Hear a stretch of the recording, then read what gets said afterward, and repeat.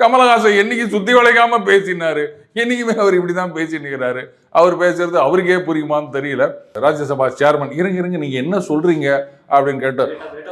இதை நான் சொல்ல வந்திருக்கின்ற வேளையிலே இதற்கு இடையில் நீங்கள் இப்படி ஒரு குறுக்கு கேள்வியை கேட்கும் பொழுது அதற்கான அர்த்தத்தை சொல்லுவதற்கு நான் கடமைப்பட்டுள்ள அதே நேரத்தில் இதை நான் சொல்வதா அல்லது இப்படின்னு அவர் ஆரம்பிச்சாருன்னா டங்குன்னு பெல் அடிச்சு டைம் முடிஞ்சிச்சு அப்படின்னு வாங்க. ஐயோ நான் பேசுறதுக்கு டைமே குடிக்கல. அப்போ இவ்வளவு நேரம் என்னையா பண்ணிந்த இதுல வேற இந்த கேஸ் போட்டுருந்தாங்களா, அதில் கேட்டாங்களா என்ன சுத்தி வளைச்சு பேசுறாரு அப்படின்னு.